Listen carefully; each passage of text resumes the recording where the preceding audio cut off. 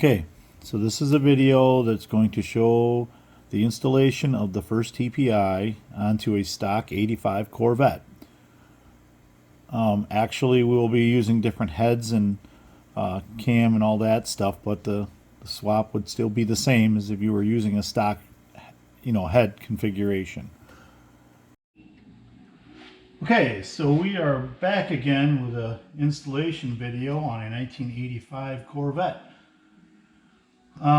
Actually excited about this one. We get a lot of people interested in the Corvette stuff, and it'll be good to be able to show you the different issues that you may run up against that you can fix. One common one is the large cap distributor, which a lot of people don't think will work with the FIRST manifold, but it absolutely does. So I'll show you that and anything that we have to do to modify that. Fuel line adaptions. Good thing this has got the stock head, so I can explain about the fitment of the base. This particular car, we are going to be doing a lot more work than just the manifold install. We're putting a set of AFR heads on, cam, roller, cam upgrade, timing chain, all kinds of components, rear end and all that stuff. But we won't be videoing that. It's just going to be showing the installation of the FIRST manifold. Unfortunately, we don't have the time for videoing the whole entire project. We'll have pictures and clips, of course, we'll post on the website, maybe short clips on the YouTube channel as well. But other than that, not going to show the whole build on the video. So we will show things like, where mount fuel pressure regulators and things like that. But pretty much it's going to be a basic install for the C4s. So we'll get after it. Obviously, you want to take and make sure that you bring the balancer to top dead center. Put it on 0. You want to mark your number 1 if you're going to just be putting this back together stock. Obviously, we don't really need to do that, but I'm going to show you how to do that anyway. Really, you just take a piece of tape, and we know this is number 1 here.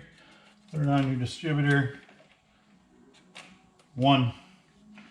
The rotor will be lined back up with that point when you put it back together, and your balancer is on 0, so you can set it right back where it was when you took it apart. It's really that easy, really.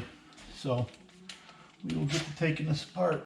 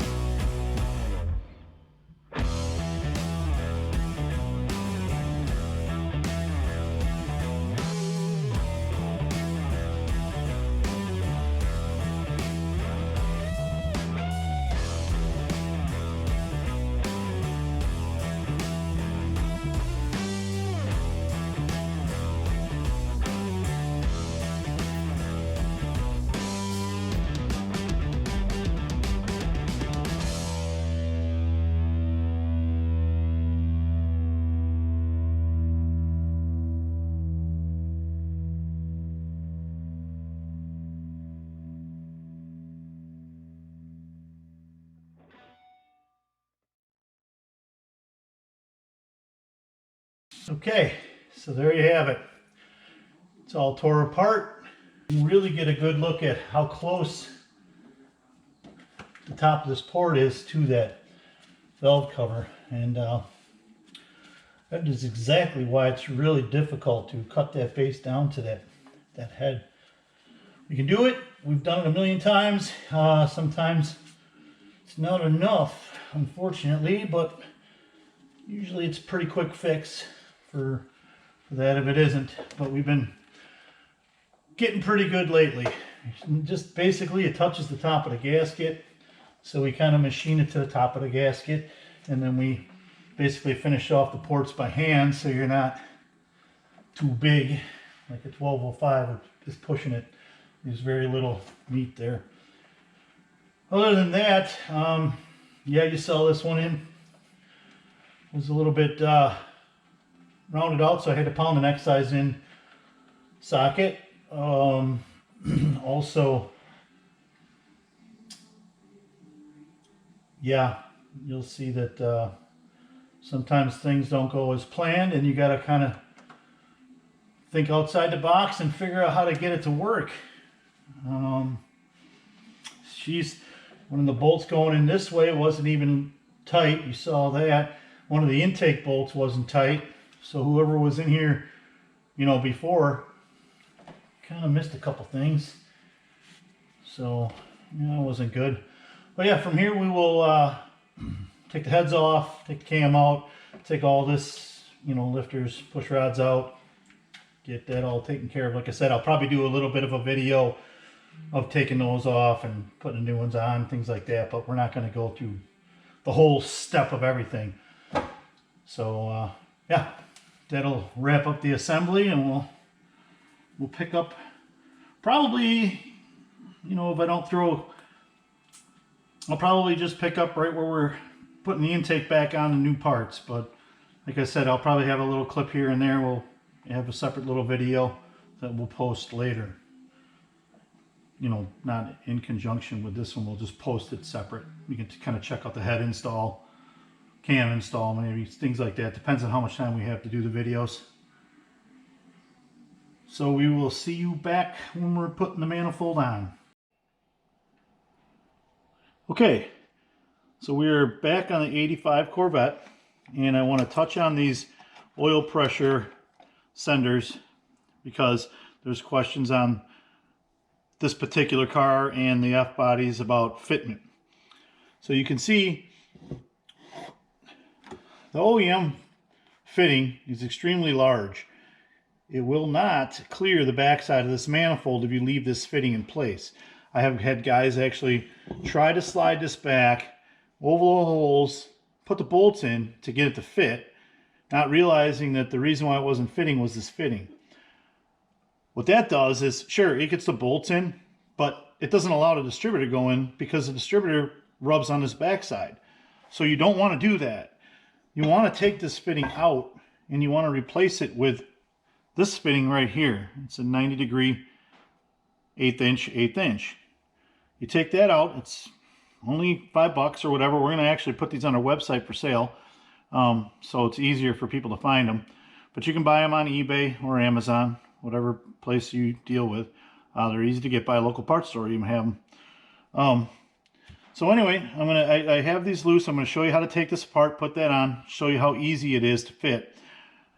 So basically you got to unplug everything, remove the sensors, your oil, your fuel pump safety,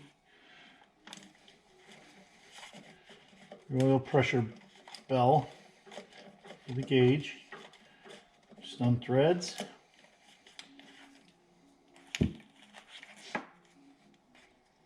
This piece comes out. This piece comes out. And you can clearly see the size difference.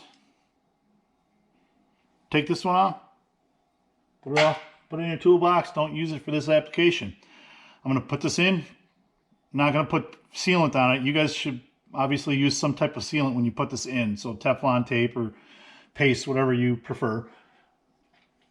So you just reinstall this 90 where the other one came out. You can clearly see smaller.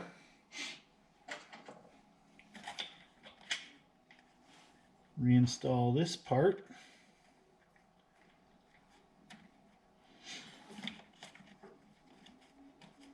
Trying to stay out of your guys' way so you can see.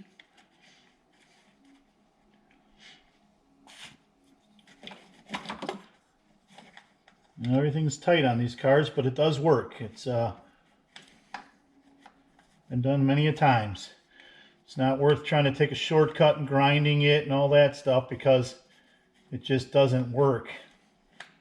It's just a lot easier to use a smaller one.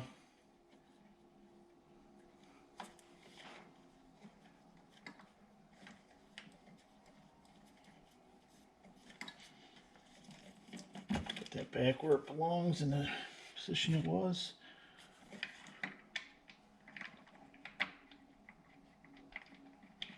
And there you go.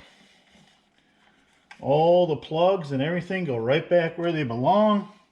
The manifold slides over with no issues. You can clearly see actually goes back too far now. So you can just kind of roll this back up, line up the bolt holes, and away you go. You got plenty of clearance, no issues, no wiring, you know, modifications, nothing.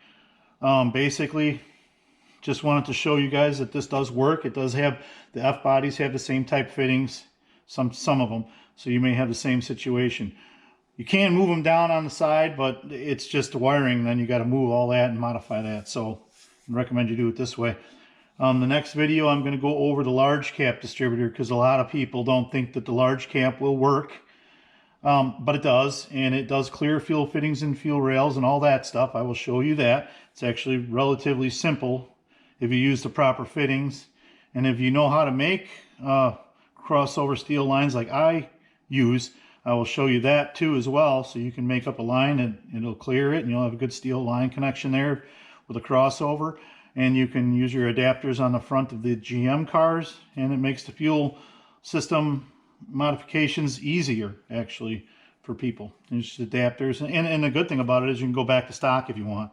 So definitely we'll show you the distributor the next video with the fuel lines and all that stuff, and we'll attach this all into one big video for you. So hopefully that'll help. Okay, we're back here with the distributor installed and my fuel lines pre-ran. I just wanted to pick up here. I already had put the plenum and the other runners on to fit these lines and make sure there was no clearance issues with them. But I just wanted to show you that I have a hard line crossover here, which I'll show a picture of in the corner and on the tech page. I'll show all kinds of pictures of how that fits. There's about 1/4 of an inch between that and the base manifold. It's a steel line. It kind of just loops over to the other side. I got good pictures of this to show you how much clearance is in here. You can see that we have plenty of distributor movement. I will show you when the plenum's on that it will still move, just in case people, you know, I mean, it's not going to hit anything more than it does now, but with the plenum on, you'll get an idea. It is tight, obviously, because everything's tight, but it can be done. I have also pictures of this fitting 90-degree barb, 45-degree, if you wanted to just come out the back and bring your line up to it for a feed and do a crossover in the front. So I can show you that those fittings will all work with the large cap too. These bolts are, you can still get to these bolts for the cap. On the other side, you have to go through the back side with a swivel and an extension, and you can get that one, but you can do it. So yeah, I just wanted to touch base on that before I cover it up and let you see that, you know, everything's in place. Distributor, you know, has movement. Lines are clear. You just have to remember when you put the distributor in, there's a little notch where the module sits. That's what you want to put over the back runner. I know people, like, sometimes they can't get this to drop down into, but they think that it's hitting the manifold base, but it's not. It's actually not hitting the keyway in the oil pump drive. So you have to make sure that's correct. I do have a little video that I'm going to post for that too, to show you how to do that with some pictures. just for people that may not understand that it has to be keyed in and to drop all the way down. Put this runner on. It's really super tight, obviously, with the wiper there. You know, just take your time, get it on before you put all this stuff in. That way you can get to everything and come back and tighten it up later with this. You know, this is what I use. You've seen this before. It's a wobble and extension. But you can get in here from this side and tighten this up. It's not a problem. You can see I'm kind of getting it going even more. Tighten that up. But once you get the plenum and everything on, you know, this is in place. You don't have to fight with any of that. You can just come in here like this, bam, you're done. You can see I got my fuel lines kind of mocked up. I did, like I said, have the plenum on with the throttle body and everything in there, IAC, all that stuff, to make sure there was clearance. I just put some just regular old hose just to connect it to see. Obviously I'll change just the fuel injection line with smooth clamps. These are all AN barb fittings. The key to this is to just make sure that you have enough room. This will be shortened up, this loop here, but you want to have enough room to, you know, have air gap between anything hot, any hoses, anything like that. That way you don't heat up the fuel. But I mounted the fuel pressure regulator right here. I actually just, there's a hole on the back of the air compressor, AC compressor, which is threaded. And I just used that. I just drilled a hole through the bracket, mounted it right to that, put a 45 here, actually a 90 here, and it goes to another 90 for this GM return. So basically it comes into here from the feed, through this rail over, out this rail to this return, to this regulator, and down here, back to the factory return. I did route the heater hose here with a straight, with the actual straight one that was on the GM one, the factory base, and I just ran it through here, whereas before it came across to here. But I just ran it under there over to this side. You know, you just have to bend this pipe down just a little bit. Just be careful, just tweak it down a little bit so you don't have any kinks, and then just keep your fuel lines away from that as well. But it's easily done. So after I build the top, I'll go back over everything and I'll do a nice close-up on the fuel lines and all that when I get that wrapped up. But I just wanted to have you guys get a good look at this large cap, you know, in place, because, you know, you can kind of see the distance you have. And this is with a steel crossover. I did take some pictures on that, how to make it, and, you know, maybe I'll do a video, but, you know, bending a steel line is pretty much bending a steel line. You either know how to do it and make a flare, or you don't. And if you have a bender, it's not that difficult to make. It just take your time. You can actually, if you wanted even more clearance, you could actually have this fitting pointed this way and have a big loop here and come all the way over here, and, you know, and have all kinds of clearance here. But it works fine for me. I do it like that, and this gives me plenty of adjustment. You know, just make sure you have this set pretty close to accurate, and you should be good. Hopefully that gives you an idea of fitment of the distributor. Like I said, a lot of people don't think that works. It's tight. Guys in the field, you know, the mechanics and stuff, they just give up right away, I think, and they just don't want to mess with it and say it won't fit. And some guys that, you know, are kind of new to installations and stuff, they may not understand that it fits, and they might get frustrated. But take your time, and, you know, it goes. You shouldn't have to modify anything. You do have to use a shorter bolt for the hold down, though.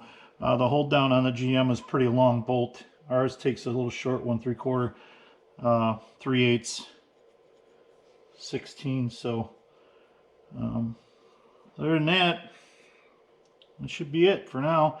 I will come back when I start installing the runners and everything and plenum, and we'll go through that stage from there. And the other thing that you do want to do before you cover all this up is get the lines routed and power up the fuel pump, pressurize the system before you build the top. Otherwise, when you have the top all built, if you have a leak, that's a lot of work to go through to take it all back apart. So just power up the fuel pump, turn the key on, or I jump the relay, which is a better option. but especially if you don't have everything plugged in, just somehow pressure it up, check for leaks, then build the top. Now's the time to catch that. All right, we're back on 85 Corvette. We're gonna install the runners and plumb them now. So I always start with the center bolt on the bottom.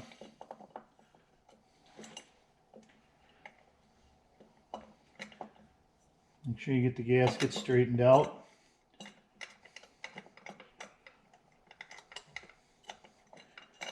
That way you can be assured that you won't have it all twisted up in there. I like to get that one started. And just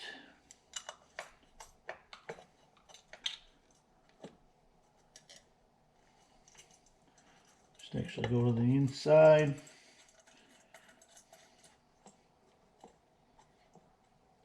Snug that up. I like to kind of leave these a little loose. Then I just slide the plenum in between them.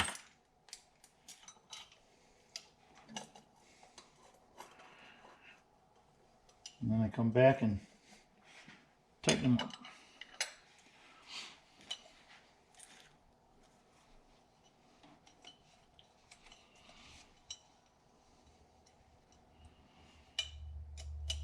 Yeah.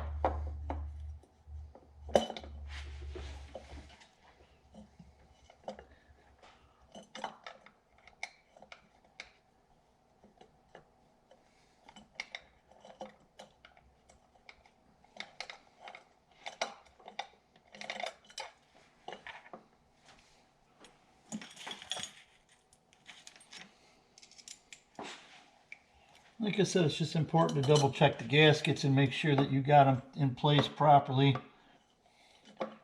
Taken apart these systems before from other people and have found that they actually did not have the gaskets proper. And they were folded, they had dropped down. Heck, I've even taken them apart where they've been backwards. It's just attention to detail and just double checking yourself, and you really can't go wrong if you just take your time, you know. Like I said, come back here and you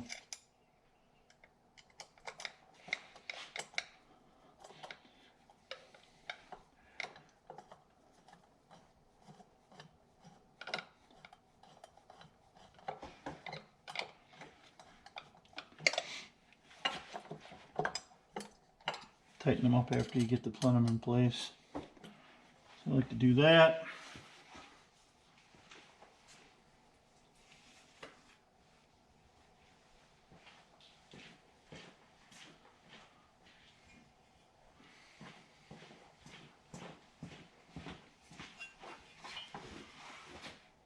Grab this.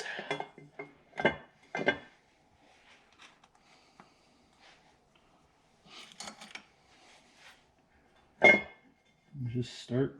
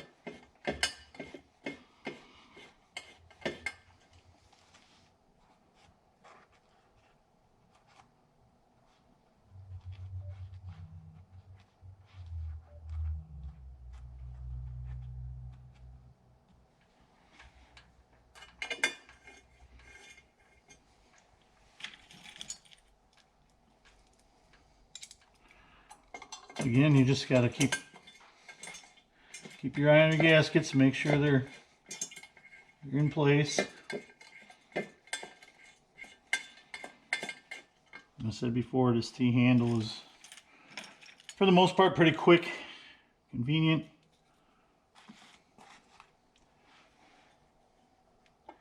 Gives you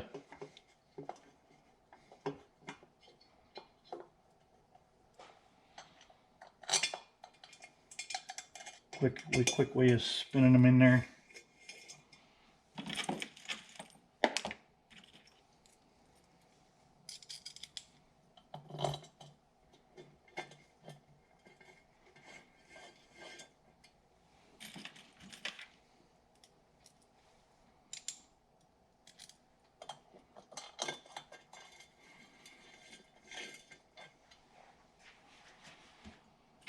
Basically, that's what you got to do. Like I said in the prior videos, if you haven't watched those, of course, you wouldn't have heard, but 80 inch-pounds with an inch-pound wrench is your torque spec.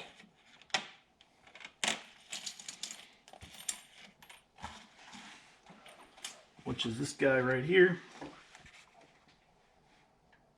You can see I got the little blue arrow set to 80. You zero it there, bam, you go to 80. And you know you're good.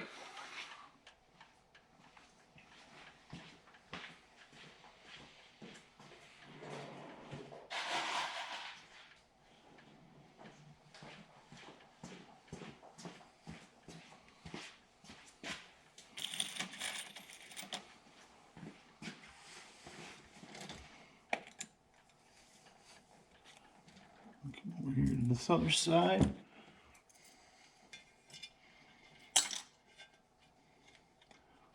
And I just dropped that bolt, but that's a good way of showing you guys that if you got a good magnet, you can pick these up.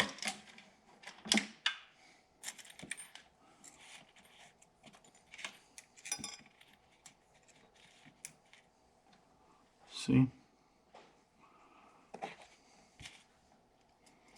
So all is not lost if one goes flying somewhere on you.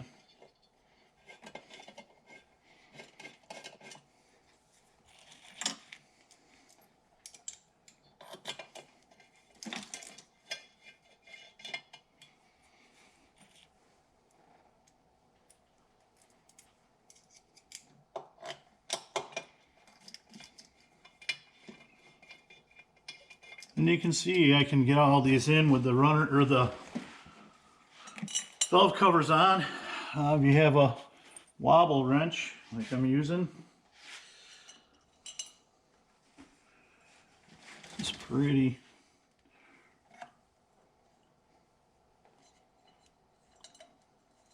accessible.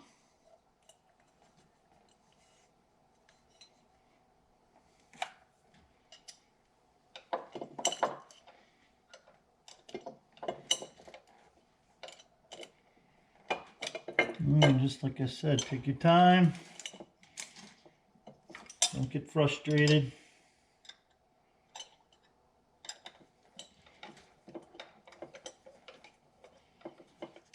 And you'll get it. You'll get it without issues. When you get frustrated, walk away and take a break. It never ends well.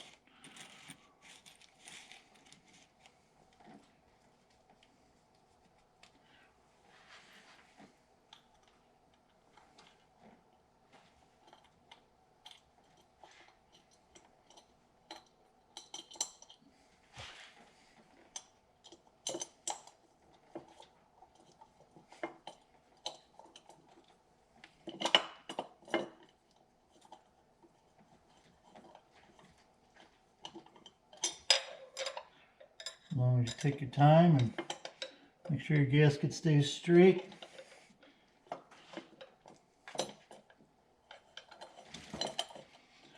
You can't lose.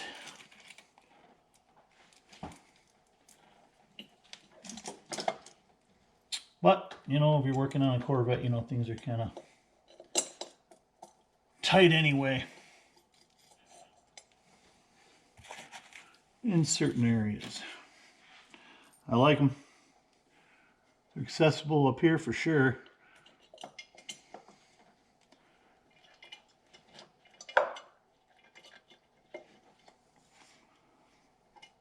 A lot easier to work on than hanging over a fender, I can tell you that.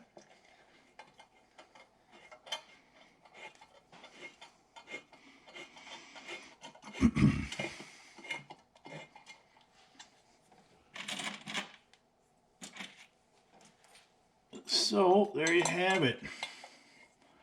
It's pretty much what you want to do.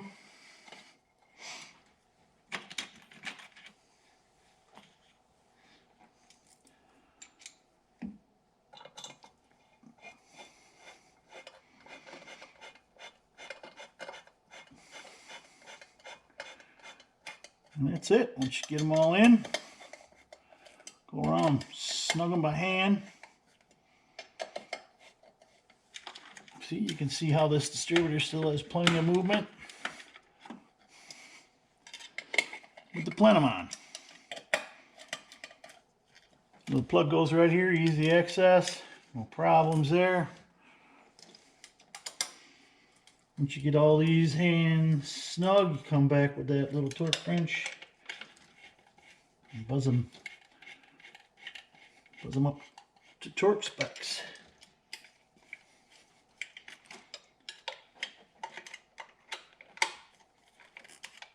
This guy here, tight, hard to get to when you can even get to with the wobble. It's awesome. Sometimes it's worth mentioning that depending on the fittings you use up here, you can get close to this bottom and they want to rub. It's okay if you want to grind a little bit of the bottom of the plenum away to make it a little easier clearance for it. Otherwise, you could just go with a 45 right off the rail and it eliminates that problem altogether.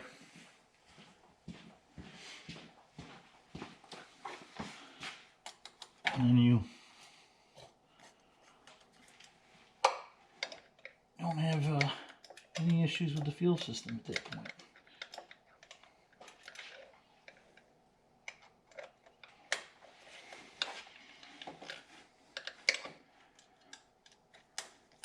So yeah, as long as you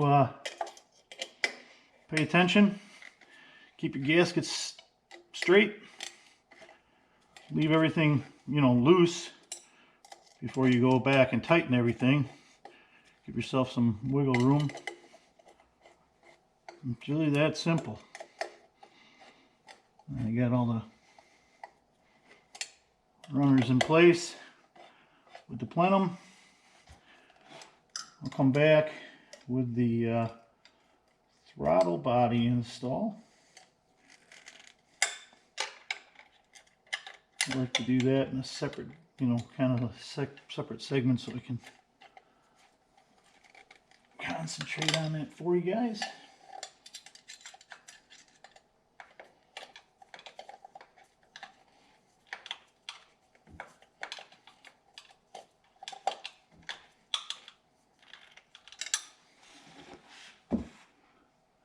And there you go.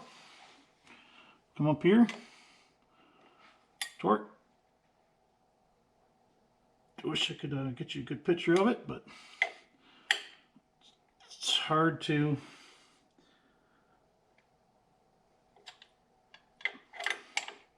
when it's on an angle this way, I should say.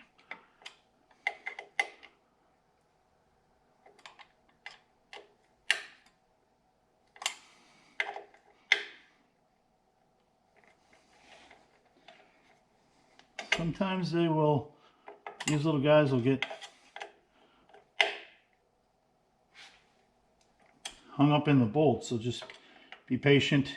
Don't get too aggravated with it, you strip them. And that's not good either. Don't forget to put sealer on this bolt here. Teflon tape is what I use. It goes right into the coolant passage, and then if you don't have it sealed,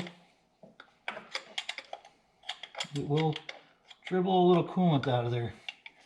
Not a huge deal, but a little pain in the butt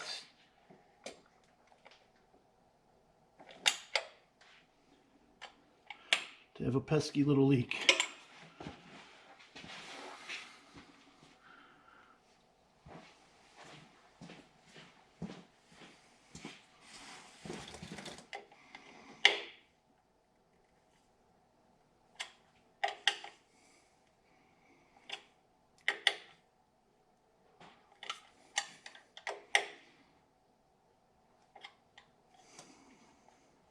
Just keep checking your gauge too, because if you bump it with your meat hands like I do sometimes, it will be not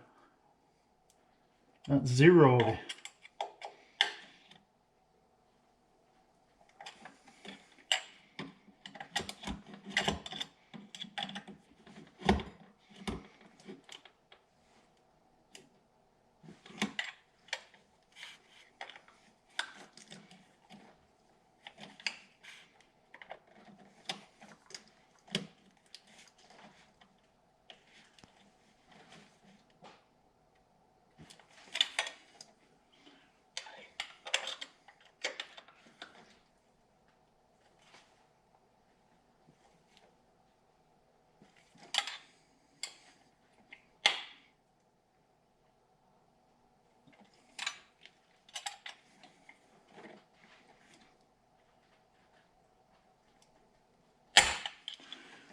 And there you have it.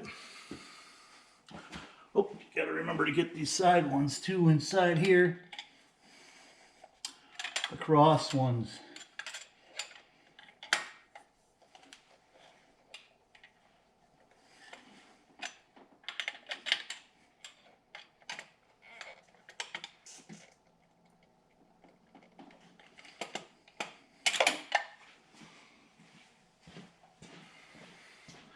And there you go.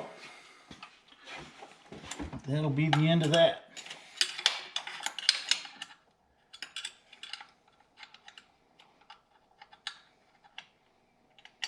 That one you need a light for because you gotta see.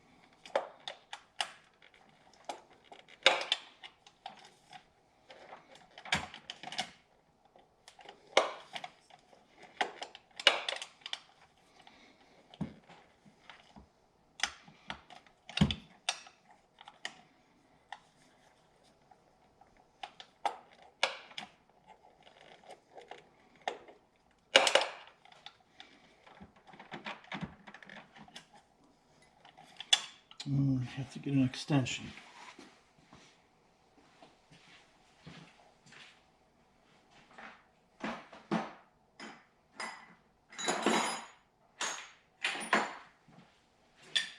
Give me a little more room.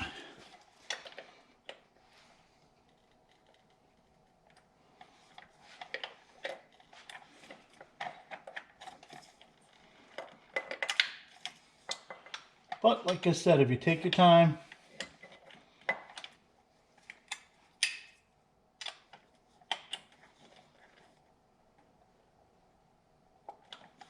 you can get it. And these like to get stuck at the worst times.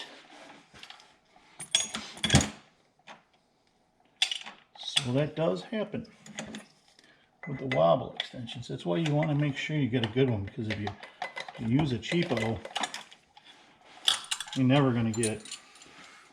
And the tips can break, and then you can really be messed up because they break off inside. All right, I will get the throttle body over here and we'll put that on next. Okay, I want to go over the fuel line routing and the adapters I used and how I went about this. So I'll give you guys a little bit of information. So you can see on this 85 Corvette, I mounted this fuel pressure regulator to the back of this AC compressor with the threaded hole that was there. I made a bracket that kicked it over towards the manifold to clear the hood because it had to be set up inside the scoop area. This is a rigid mounted part, so it doesn't flex or anything. It's got a big solid bracket, so it's cool to mount it there. Won't have any, adverse effect. So now we go to the fuel lines. They got a steel feed line that's adapted with the 16 millimeter to 6AN into a 6AN hose barb to another 6AN hose barb to a 6AN to 3/8 MPT to the fuel rail. Comes out of the fuel rail through that steel crossover I showed you guys I made to this side, which is another 6AN to 3/8 MPT into a 45 6AN, which goes down through this fuel injection hose up to another 45 to the side of the regulator. Then it goes out the regulator bottom to a 90, a short little loop down there, to another 90, which adapts to the 14 millimeter 6AN return line of the car. You can see all this is real close to the factory location, so you don't have to, modify. I had to take the lines loose from the block, move them down a little bit, but this is a pretty good and effective way of doing this. Keeps the hose lines short and, keeps it neat and tidy. If you have any questions on the fittings I used, you can comment or email us, and I'll be more than happy to share that. I'll actually have a lot of these fittings on the website for you guys to buy. So we're going to go ahead and get the throttle body on next.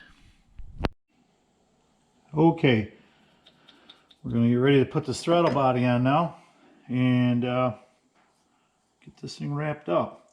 So I basically have my throttle body. I have my idle air control valve mounted. I like to keep the prong where the snap clip goes oriented to that side. That way when you plug it in, you can actually get to it with a screwdriver and unplug it. If you have to get to it, unplug it and reset the idle control. But that's not usually necessary, but just in case, you want to give yourself that option. Also, I use the factory, the stock Corvette PCV valve.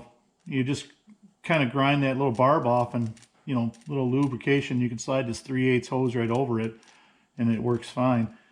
Because the 3/8 fitting on the throttle body is the back one is what goes to that. So I'm going to plug that in, plug in the idle air control valve, get this throttle body in place, get this rocking.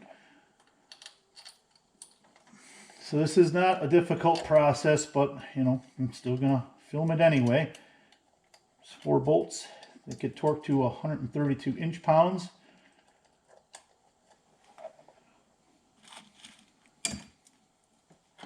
So I use my quarter wobble here, T-handle.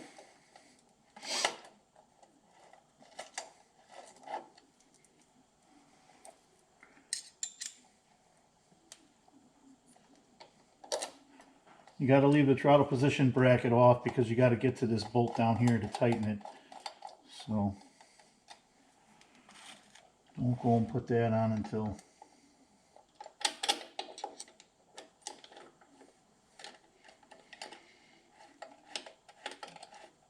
that's all mounted. So we tighten these up hand. I like to orient this spring basically almost parallel, push it all the way down so we don't have any hood clearance issues. Keep an eye on that. You might have to turn it a little bit more, but Once you got those 4 in, you can come back and you can kind of hopefully see this without the reflection. This is my swing gauge again. I got it set to 132 inch-pounds. And I just like to go in a cross pattern.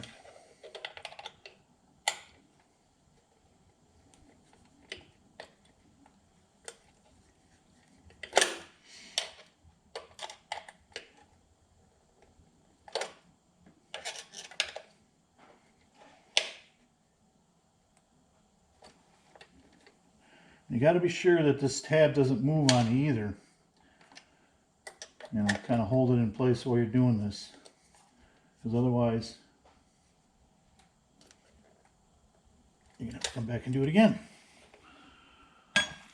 Okay, now that those are in, we'll put this return spring in. Secondary return spring. Primary is here. And then you just make sure it's all good. Now we will put the throttle position sensor bracket on and the throttle position sensor.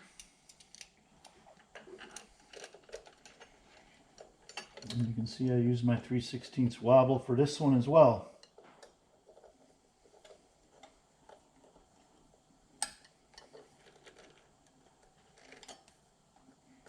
This bracket does pivot a little bit if you need to set the position of the throttle position sensor.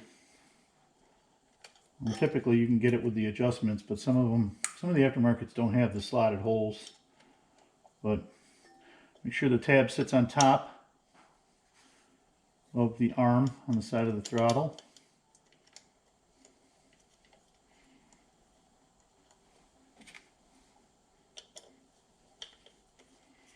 Plug in your TPS.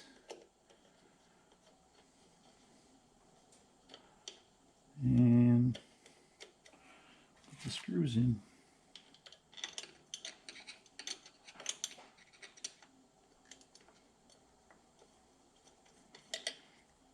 And this you set to 0.5 to 0.65 at closed throttle.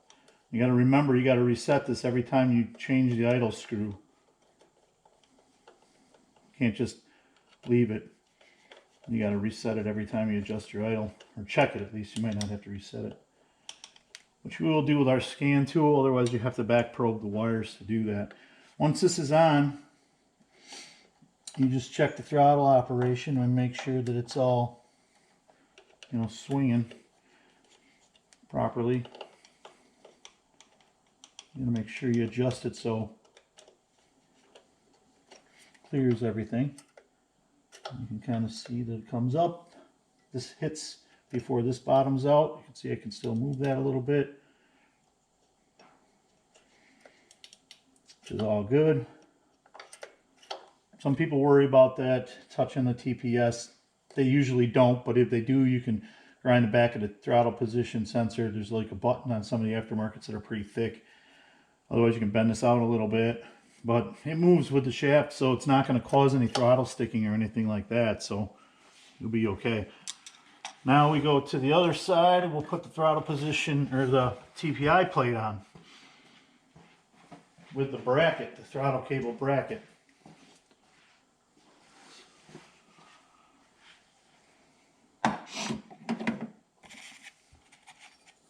So the TPI plate has this gasket. You just cut the nub off of the gasket that comes with it. I try to remember to do that before they go out, but if I don't, or if you get a gasket kit, just trim it. You can see there's two different size bolts here. The short one's for the front, because if you get too long, it'll hit this bolt that comes through this way, and then you'll gall it, pin it in there, and you'll never get this out. You'll wreck the plenum trying, because it'll pull right out of the aluminum. So you use the short ones up front and the long ones in the back with the throttle cable bracket.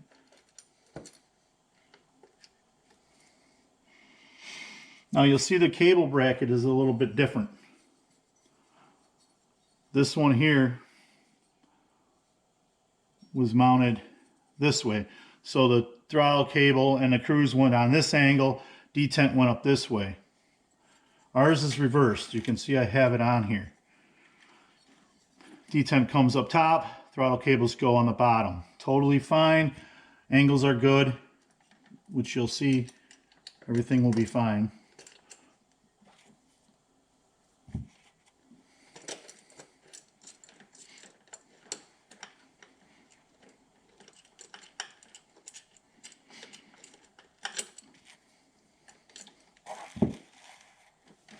Grab the quarter wobble.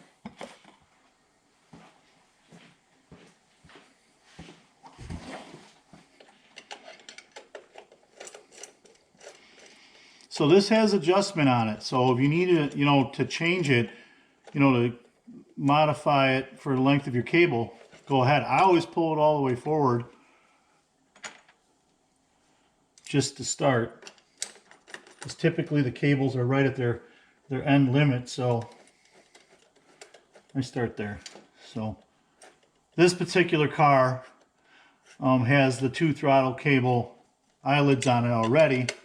So that's a good thing. So really, if you have one of these, you can see I put the long pin on here already. The long pin is all you need. These cable ends will go right to where they need to go. And you just put the little clip on it. Again, these get 132 inch-pounds.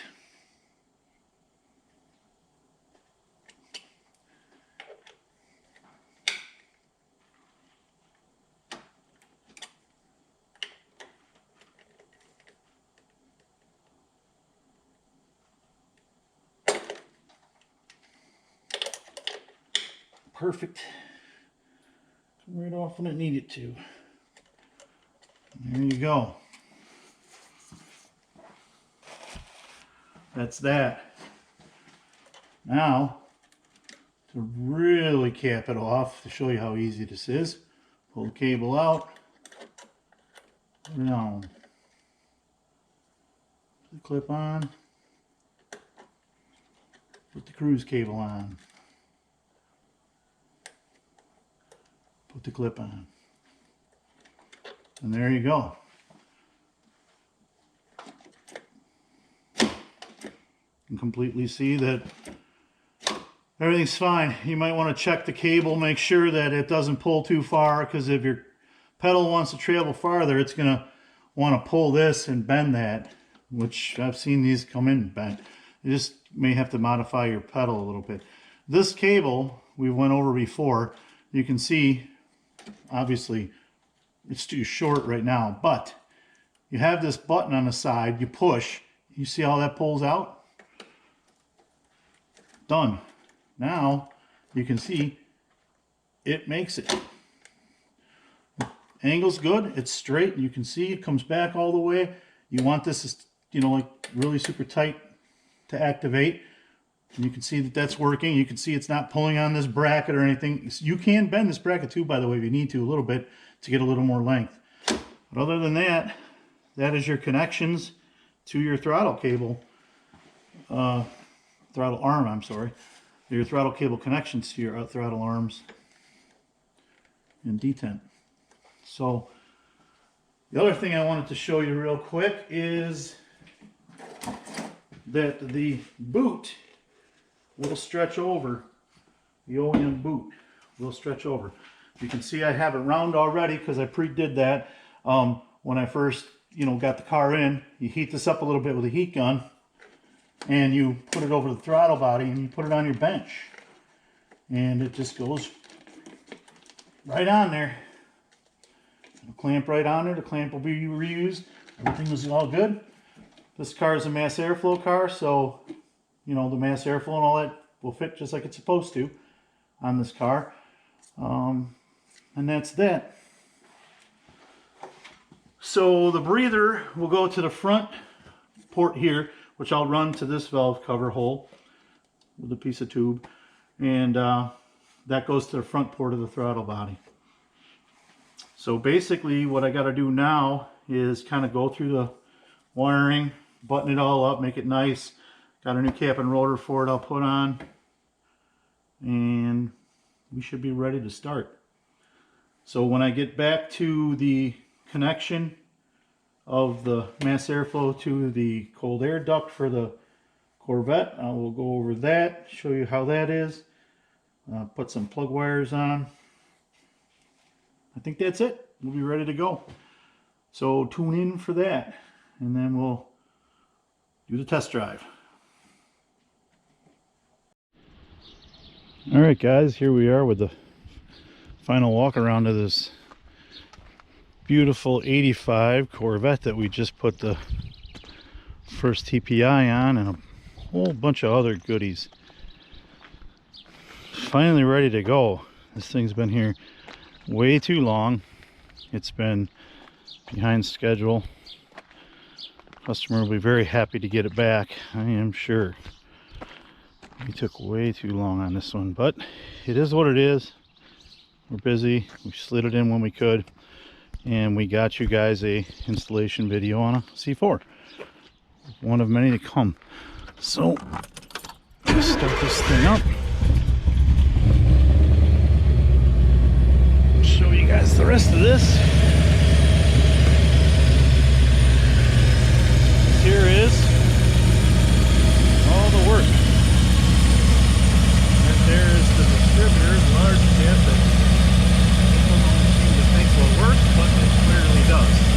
It's as tight as you can see, but it all works fine. So,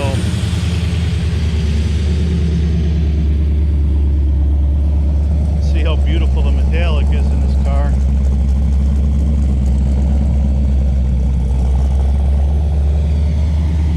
But anyway, take this thing out for a test drive and